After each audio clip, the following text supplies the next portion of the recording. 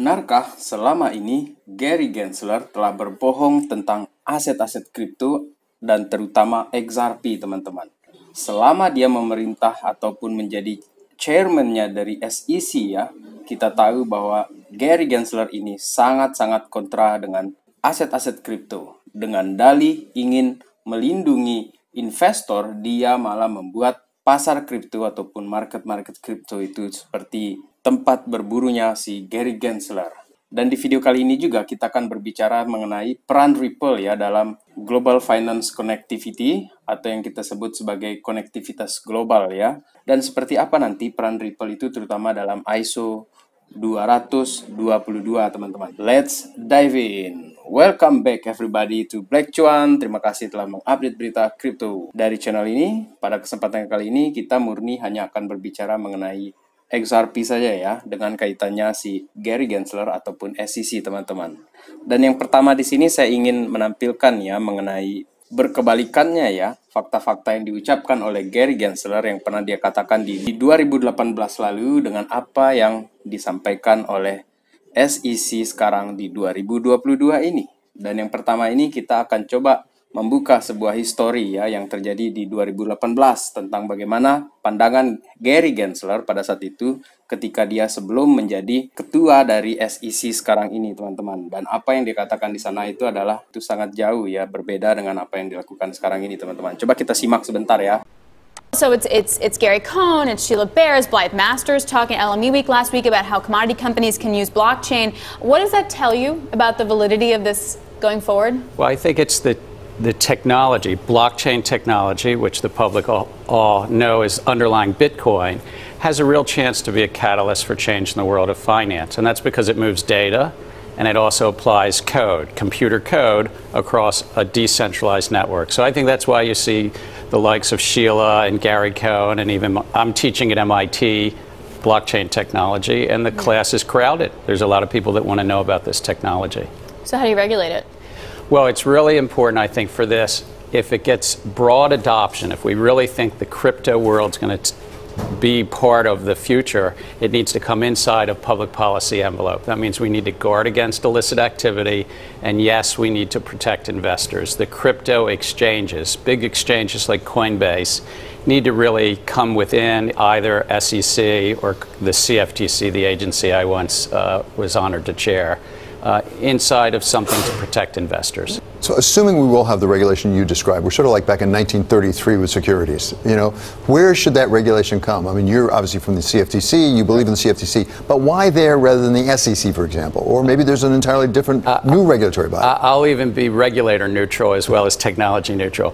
I think the pure cash cryptocurrencies like Bitcoin need more protection, and probably more protection than, frankly, even the oil markets or corn and wheat, whether that's the CFTC or the SEC.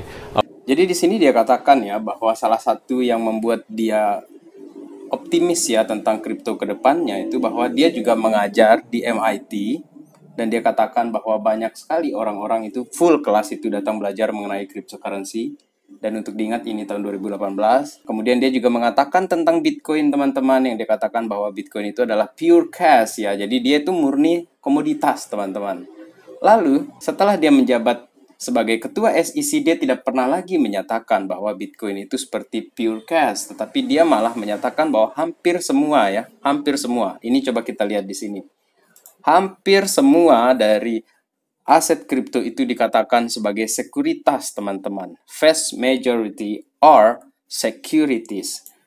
Ini dia katakan di 2022. Dan nanti di tanggal 15 ya, teman-teman ya. Saya cek di sini sebentar di Twitter.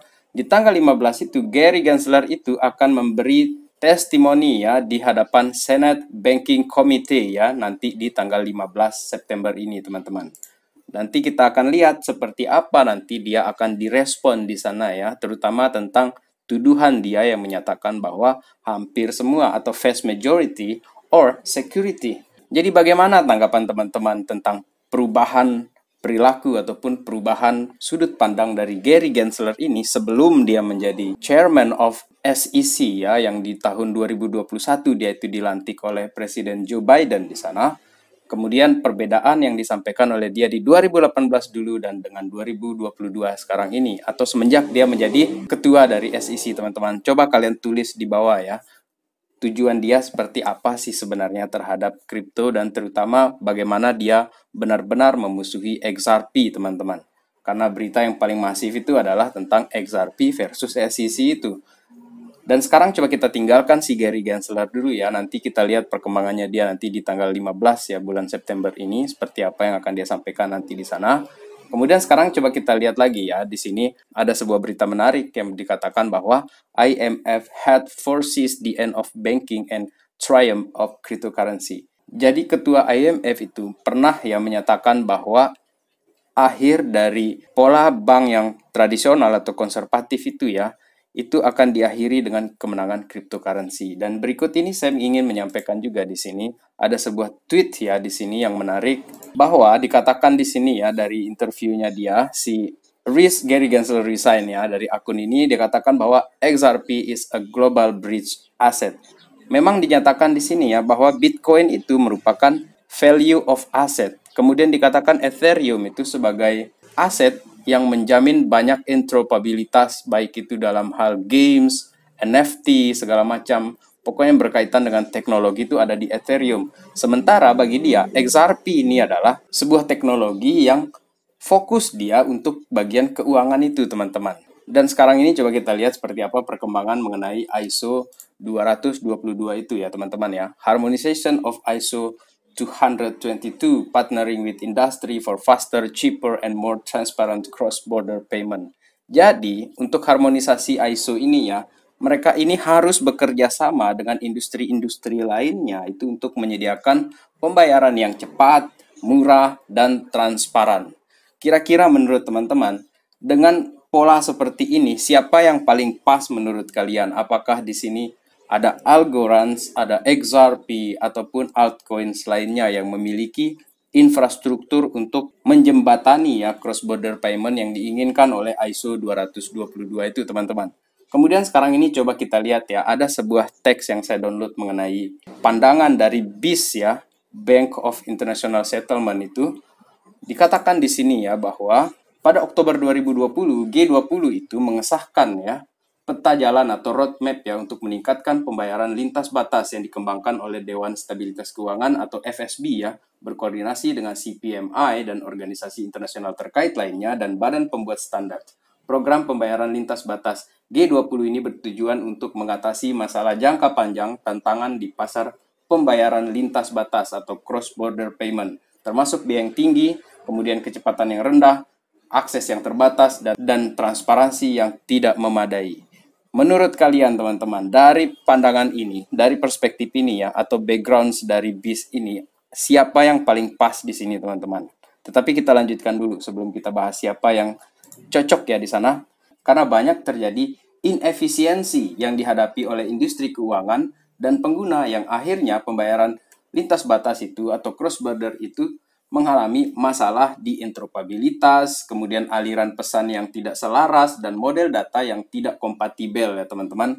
So, menurut kalian, seperti apa nanti ini akan terjadi untuk XRP ataupun koin lainnya? Karena masih ada kekurangan yang dialami oleh adopsi dari ISO 222 ini teman-teman. Jadi sepertinya mereka memang akan membutuhkan ya mungkin satu industri atau teknologi atau infrastruktur yang barangkali itu risetnya itu sudah jalan lama gitu kan, supaya bisa menjamin ini apa yang dia inginkan tersebut. Karena sampai sekarang ini dari testing-testing yang mereka lakukan itu masih banyak terjadi lag atau banyak terjadi kekurangan seperti itu teman-teman. Kemudian dari BIS Bulletin yang ke-49 ya mengenai interoperability between payment system across borders ya. Di sini saya ingin meng-highlight ya salah satu poin yang dikatakan di sini bahwa sistem pembayaran yang dapat dioperasikan ini dapat ditempatkan dalam satu jurisdikasi ya mengenai interoperabilitas domestik atau dapat bekerja secara lintas batas ya atau interoperabilitas internasional. Interoperabilitas ini dapat dicapai dengan menggunakan teknologi yang dapat memastikan ya kompatibilitas antara teknologi yang berbeda. Sehingga sistem pembayaran dengan jenis yang sama, misalnya 2 atau lebih sistem pembayaran yang cepat itu ya, atau FPS, dapat dibuat dan dapat dioperasikan.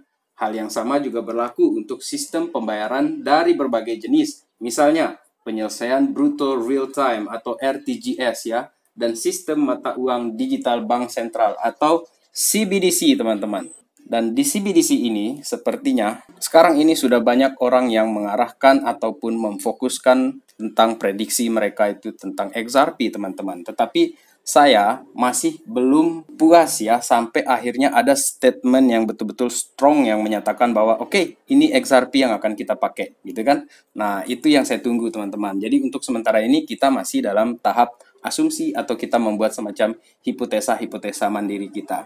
Tetapi dari apa yang disajikan oleh artikel-artikel BIS ini ya mengarahkan pemikiran saya atau semakin menguatkan prediksi saya mengenai XRP ini, teman-teman, mengenai peran Ripple ini ya di dalam konektivitas global itu, teman-teman, terutama di bagian finance-nya.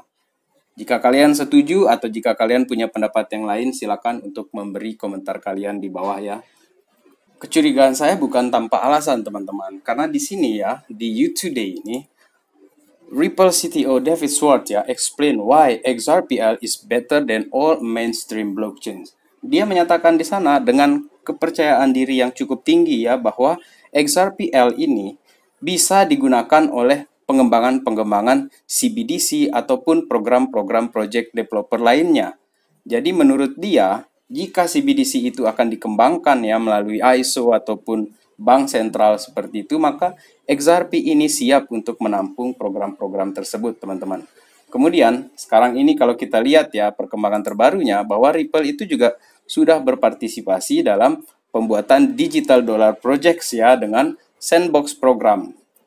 Dan ini juga membuktikan bahwa seperti yang dikatakan oleh si David Schwartz tadi ya yang merupakan CTO dari Ripple itu, memang infrastruktur dari Ripple ini atau XRP ini mampu untuk menyokong program-program semacam CBDC itu, teman-teman. Jadi menurut saya ke depannya ini peran Ripple ya di dalam konektivitas global finance itu akan sangat besar nantinya, terutama jika pada akhirnya ya BIS ataupun IMF itu menentukan pilihan dengan strong, dia mengatakan oke, ini yang kita pakai. Maka kebohongan-kebohongan ataupun asumsi-asumsi saya terhadap apa yang dikatakan oleh Gary Gensler yang dari awal 2018 dia menyatakan bahwa dia sangat mensupport cryptocurrency. Oke, pada saat itu dia belum menjadi ketua SEC, tetapi setelah menjadi ketua SEC, dia malah menjadikan sasaran kepada aset-aset kripto itu untuk diburu atau dihunting ya, dengan dalih bahwa dia ingin menyelamatkan para investor, teman-teman. Tetapi apakah sekarang ini investor merasa terselamatkan? Coba kalian jawab pandangan kalian terhadap Gary Gensler ataupun peran dari Ripple ini di dalam kolom komentar, teman-teman. Dan terakhir sebelum menutup video kali ini ya, saya ingin menampilkan sebuah insight yang bagus ya dari Income Shark. Dikatakan bahwa setiap pump itu pasti ada yang namanya short. Tetapi kali ini berbeda, teman-teman. This is the strongest daily move in 6 months. Ini adalah pergerakan harian yang sangat kuat di dalam 6 bulan terakhir ini. Apakah kalian ingin masuk awal-awal atau lebih pagi? Atau mungkin menunggu lagi untuk mendapatkan harga di dip yang berikutnya jika itu bisa terjadi? Oke, ini bisa menjadi salah satu referensi kita ke depannya. Dan untuk menutup video kali ini terakhir ya, di sini ada dari Eleanor Charrett ya. Minggu ini teman-teman, minggu ini seperti yang saya katakan di video sebelumnya, big week for crypto coming up. Tanggal 13 dan 14 September ini akan ada Blockwork Digital Asset Summit ya. Nanti di sini akan banyak sekali dibahas ya, terutama tentang keterlibatan Blockworks ini dengan kripto, teman-teman. Seperti apa nanti? Ini betul-betul sebuah event yang menurut saya akan masif. Di tanggal 15 itu nanti ya, 15 September, CFTC ya, ketua CFTC kemudian ketua SEC Gary Gensler, keduanya itu akan bersaksi di hadapan Senate Banking Committee ya. Kedua-duanya itu akan dijadwalkan hadir di sana tanggal 15 September itu jam 10 pagi, teman-teman. Dan event di tanggal 16-nya, teman-teman, yang paling ditunggu oleh para stakersnya Ethereum adalah merge to proof of stakes-nya Ethereum. What else are you guys watching this week? Apalagi yang kalian tunggu lagi di minggu ini, teman-teman. So, kita berharap saja semoga semuanya akan berjalan dengan lancar. Sekian video kali ini. Terima kasih telah menonton Black Cuan. Salam Black Cuan. Peace, my friend.